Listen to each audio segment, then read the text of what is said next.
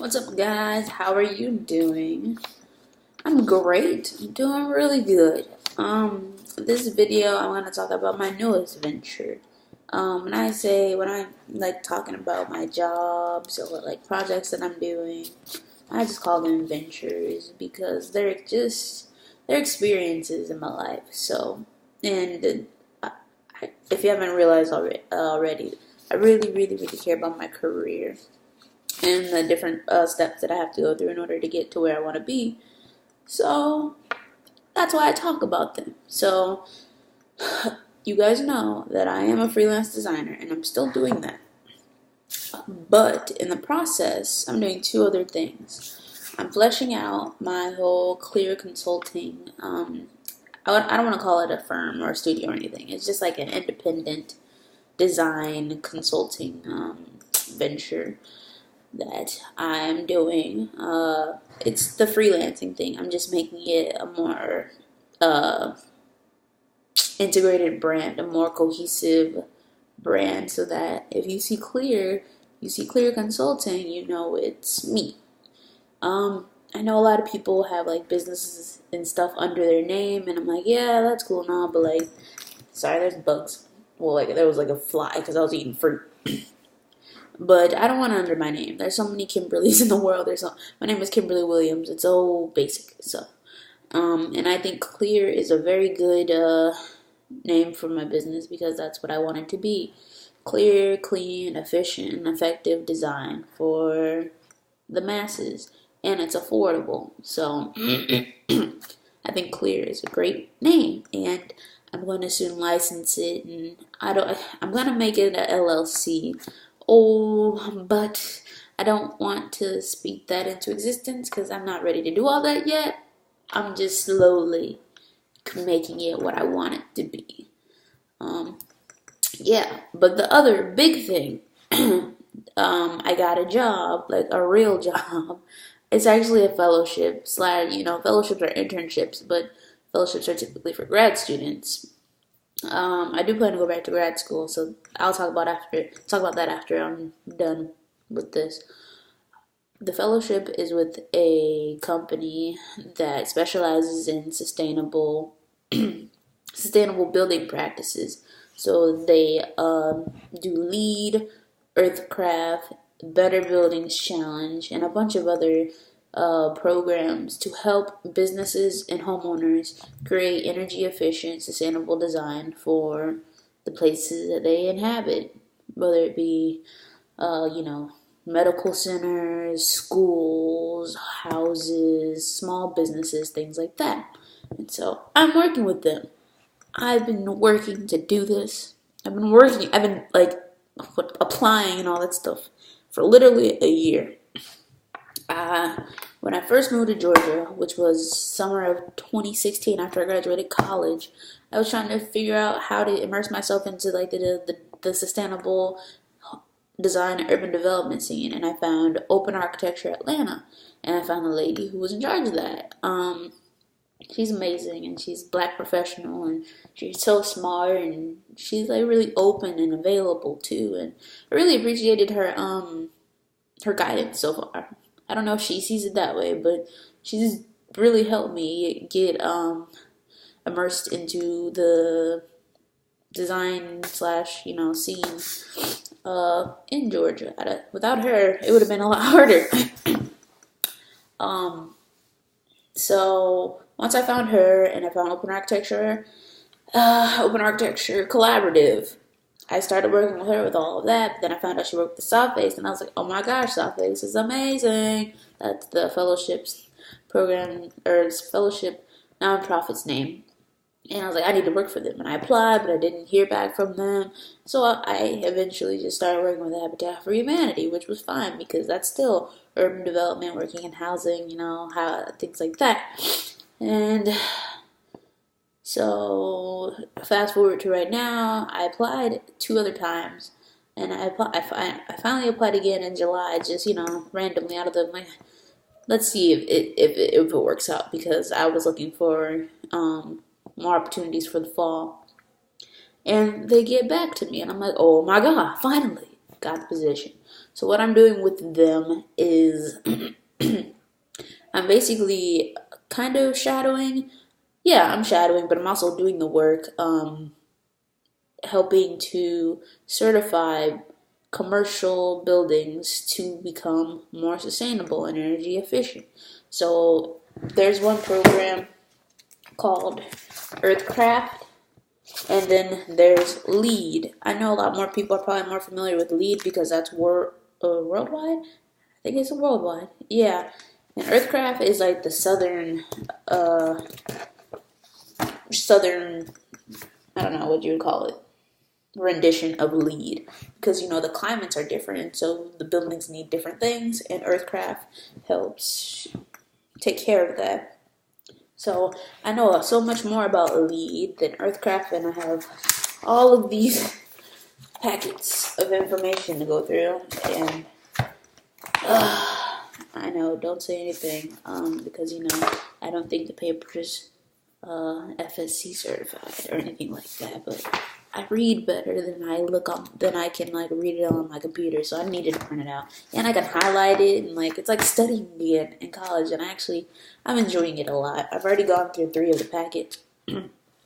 So I can go through really quick the different aspects of Earthcraft, and LEED is so similar to Earthcraft, and so you'll have a gist of what I'll be doing for Southfield, and what I do to help the buildings become more sustainable and energy efficient. So the first aspect, I don't think it's the first aspect, but one aspect is site planning and development. I don't even think I need to show you. Construction waste management. So when they're building the spaces, there's so much stuff that they throw away, whether it be insulation or wood or just trash, debris, all that stuff, and a lot of times they just throw it in a pile and throw it in a landfill. But with Earthcraft, you have to make sure that you are wasting as least amount of material as possible, and you are disposing of it in a way in which that it can be recycled or upcycled or whatever, like that.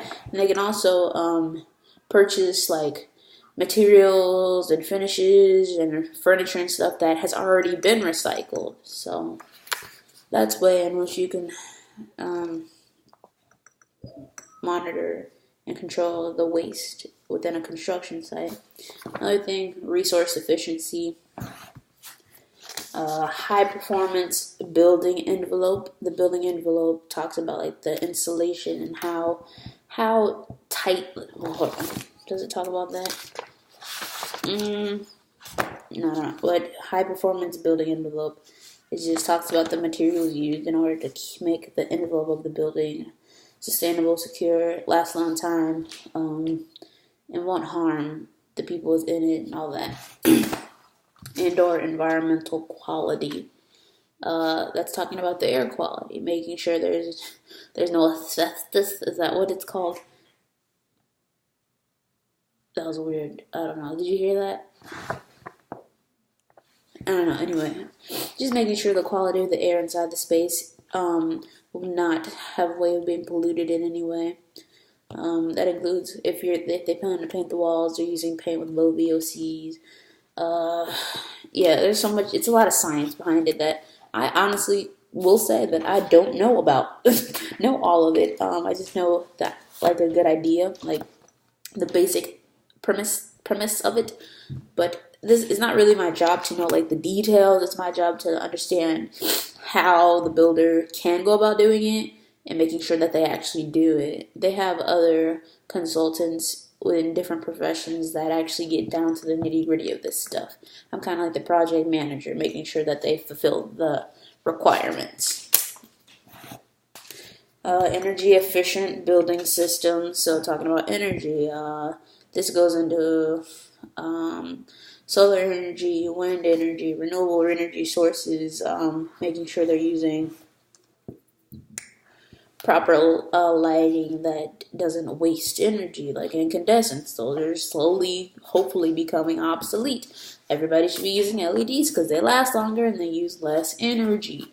No more oil or coal or all that stuff that increases our carbon footprint. It's not necessary.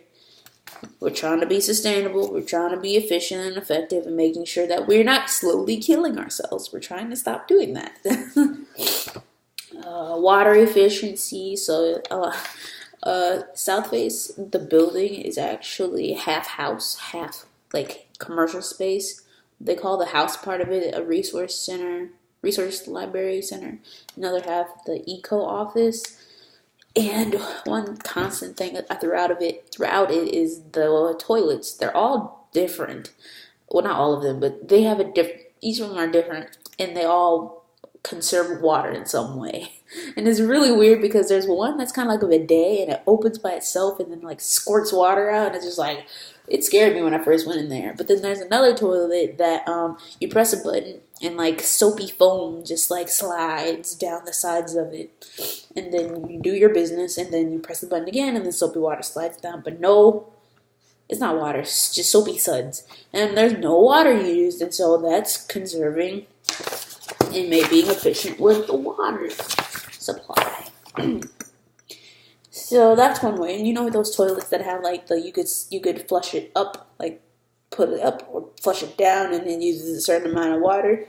Those are water efficient toilets. Education and operations. I don't know this one a lot. I haven't looked at this one yet. Pretty sure it's just talking about how you can educate the people who are in the building on how the building is efficient and how it's helping their lives and being sustainable and supporting positive well-being.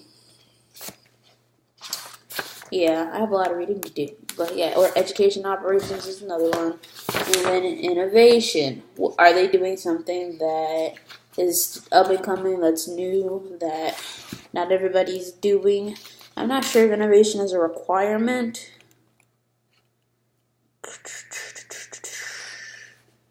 Reward project team. Nope, it's not a requirement. It's rewarding the project team for going above and beyond the measures outlined in the Earthcraft program.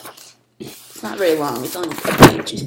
So it's saying if you go above and beyond, you get extra points. So that's another thing. Earthcraft and LEED are, they're recorded through a rating system, and you get points if you meet certain requirements. If you meet the requirements, there is a basis that you have to meet, and then if you go above that, you get like Earthcraft Gold or LEED Gold or Platinum or LEED Silver. So there's rankings that you can meet, and a lot of buildings these days are actually LEED. I need to research Earthcraft buildings, but the LEED symbol, it's usually in the front of the building. It's just a circle, and it's usually pretty nice looking, clear and like an opaque. I don't know how to, yeah. And it usually says LEED certified, and it says when it was certified and what ranking it is, whether it's like gold, silver, platinum, blah blah blah. Yeah, and here's a glossary.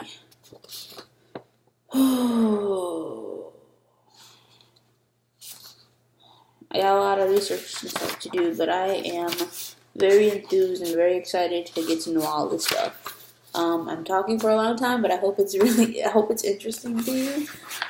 So the other two things.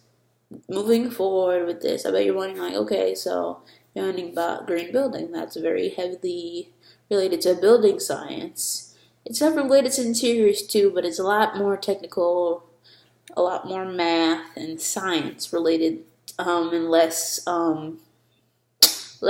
design. It honestly is, because it's just following a lot of rules. But that's kind of what our life is anyway. Like being an architect, you're following a lot of rules, a lot of zoning policies and all of that stuff. And you have to meet those before you're able to be creative. And I think once I get a very strong sense of all of the rules and how to do what I want to do the best, which is sustainable design, because I think it's efficient and I'm all about efficiency, then I can incorporate my creativity and design really great spaces for us to inhabit. I think, I'm just excited to like get to that point. I'm at the base. I'm at the basis level where I'm getting my certifications. I'm learning all this stuff. I already have the creativity. I already have the drive and the smarts and all that stuff. I just need to. It takes time to be able to combine all that to create great shit. And moving forward, after I finish this fellowship, it's 6 months. Excuse me. I do plan to apply to grad school this fall so that I can go to school for urban and regional planning. Fall of 2018 or between 2018 and the fall of 2019, I will be attending grad school for urban planning. And I do want to have a concentration in economic development. If I go to Georgia Tech, that's what my whole basis would be. If I go other places, it's different. They don't have urban planning and economic development together. They're separated somewhat, but I think those two are really important together. Since I'm really into entrepreneurship and business, I want to help make our world better in general and efficient, sustainable, and resilient. And I've worked in nonprofits since I was in high school. And housing is so important, and I'm really all about that housing, life. I don't know. I have a passion for housing for some reason. And so I think economic development would be a great place for me.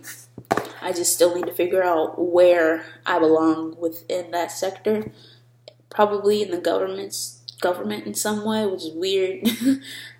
Because I feel like if I worked for the government, it goes against my anti-establishment kind of slight mindset. I don't know. But in order to make change, you have to be where the change is happening, where the decisions are being made. I don't know. Y'all, this is a process. I'm just going along with the flow or whatever. Yo, 13 minutes turned into 17 really fast. I'll talk faster. So that's where I am right now with my career progression. The other two things is, with my freelancing and stuff, I realized I'm not very in tune with my user. I can be more analytical when it comes to identifying my user and interviewing people to get their opinions and stuff like that. And I do that by nature, and I like asking questions and stuff. But I ventured into user experience design, and I was going to take an immersive class to get certified in UX. That didn't really work out, but I'm going to take a UX bootcamp course in September so that I can get the basis of what UX is, the softwares, and how to go about being more in tune with getting to know the user and how to implement that into my designs. The other thing is coding. With my freelancing, they randomly asked me to code in this navigation bar in an email, and the template that they were using didn't allow them to do that. So I was like, I'll learn, I'll teach myself. And so I got a 6-hour training course on lynda.com. They got free trials. It's a really good resource because they also have business stuff that I tuned into as well. And I know the basics of coding now. The very basics. But I think with where I want to go, I don't need to know the details. I just need to understand the terminology they use. Excuse me. And yeah. I think that's all. And I'm sorry I'm not looking at I'm on my computer, obviously. I'm not looking at the webcam. I'm looking at myself because it's easier to talk that way. But I think that's it. Let me know if you guys like these talking videos. Let me know if you guys are actually interested in my career progression. I don't know. I feel like I'm doing this one to record, my journey and how my thought process was at the time so that I can look back on and be like, oh, I could have did that better, or No, it's a matter of reflecting. And also, I think it's important for us to share our experiences so we can, one, know that anything is motherfucking possible, and just, we're humans. We all really don't know what the heck we're doing, so why not share? And maybe I can help somebody else do what they want to do. I don't know, but I'm about to be done. I'm out here. I'm out. It's 20 minutes. Talked for long enough. Like this if you liked it. Subscribe and all that jazz. And I will talk to you guys at a later date. Thanks for watching. Deuces.